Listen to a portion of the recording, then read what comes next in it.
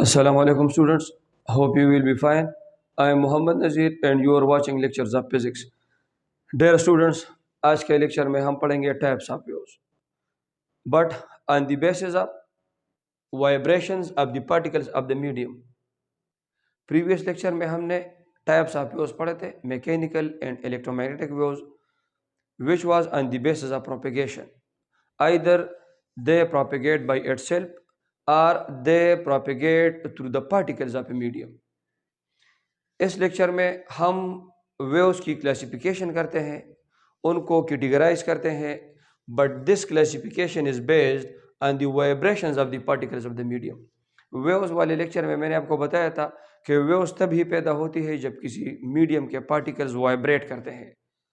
जब मीडियम के particles vibrate करते हैं तो उससे वेव्स पैदा होती है और उन्हीं वाइब्रेशंस की वजह से वेव उस मीडियम में प्रोपेगेट करती है. अब हम उस मीडियम के पार्टिकल्स की वाइब्रेशंस को देखते हैं.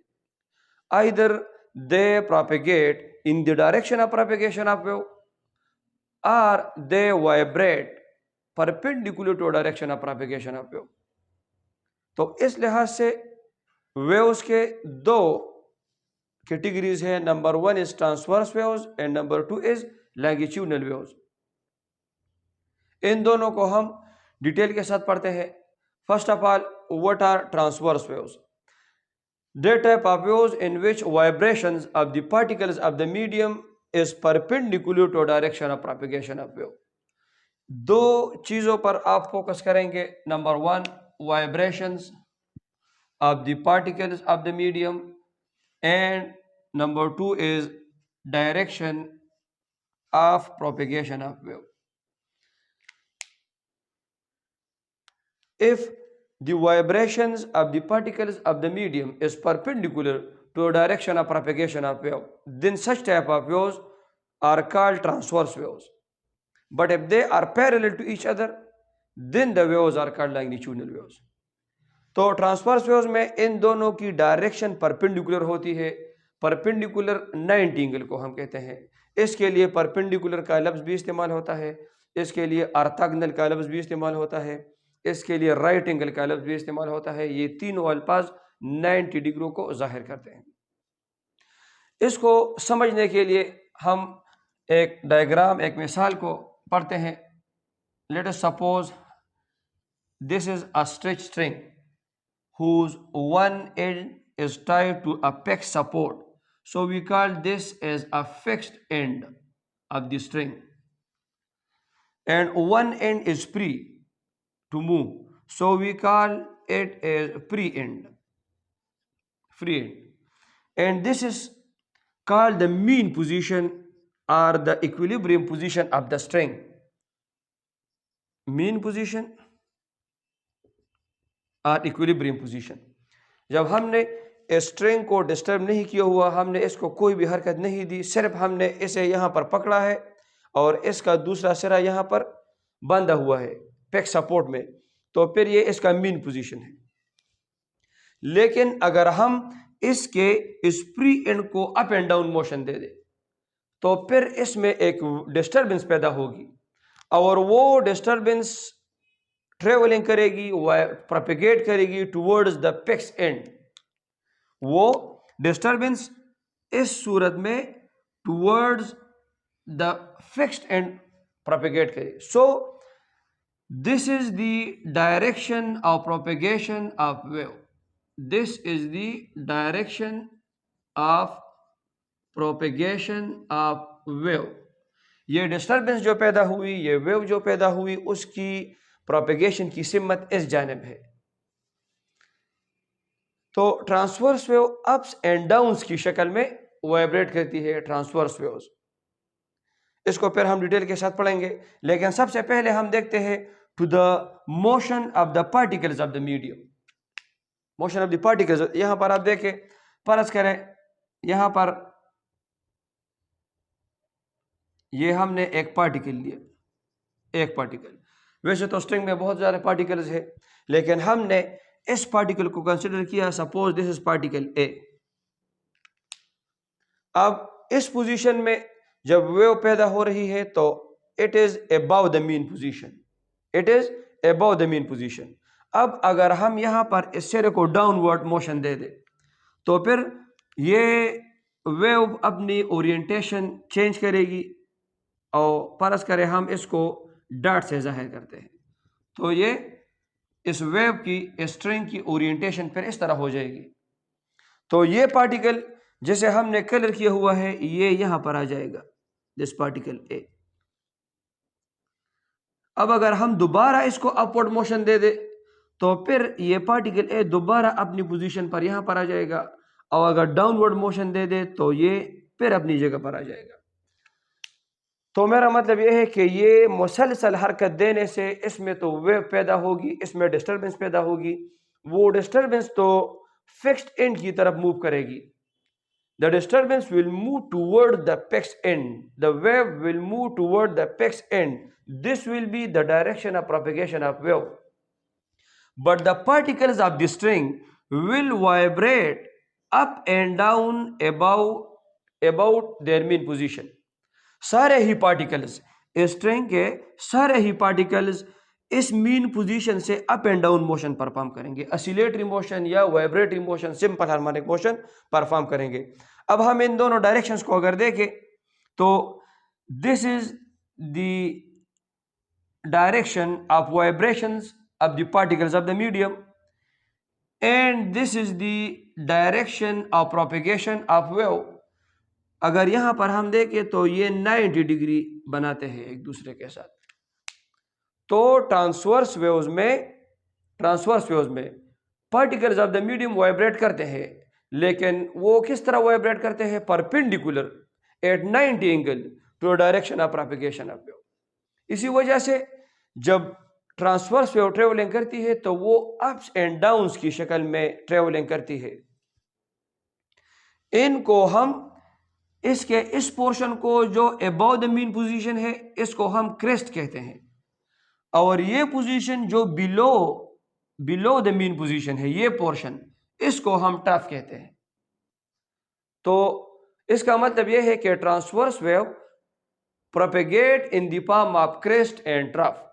अब आप ट्रांसवर्स वेव फॉर्म को देखें तो इसमें the portion of the wave which is above the mean position, this portion of the wave, this is called crest, and the portion of the wave which is below the mean position, this is the mean position, so this portion is below the mean position, this portion is called trough. Again this is called crest and this is called trough. So we can say that a transverse wave propagate along a string along another medium in the form of crest and trough.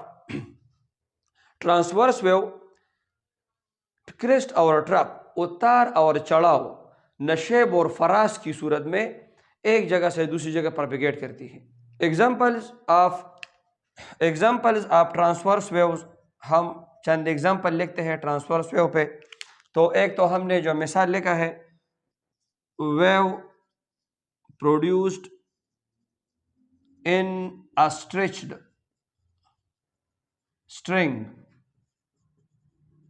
string like that of guitar. Guitar में जो string होता है वो दोनों and से खूब अच्छी तरह से बंधा हुआ होता है, तो वो स्ट्रेच होता है। तो उस गिटार के स्ट्रिंग में जो वेव्स पैदा होती है वो ट्रांसवर्स वेव्स। इसी तरह waves produced on the surface of water, on the surface of water, they are also transverse waves. Now the second type is longitudinal waves, that type of waves in which the particles of the medium vibrate parallel to a direction of propagation of wave. In such type of waves the vibrations of the particle of the medium are parallel to a direction of propagation of wave. इसमें particles of the medium wave के motion के सिमत ही में propagate करते हैं। इनका सिमत एक होता है, पैरेलल, इसमें 0 डिग्री एंगल होता है, तो इसको हम लॉन्गिट्यूडनल वेव कहते हैं। लॉन्गिट्यूडनल वेव को समझने के लिए फर्ज करें ये हमारे पास एक स्प्रिंग है, ये इसका इक्विलिब्रियम पोजीशन है।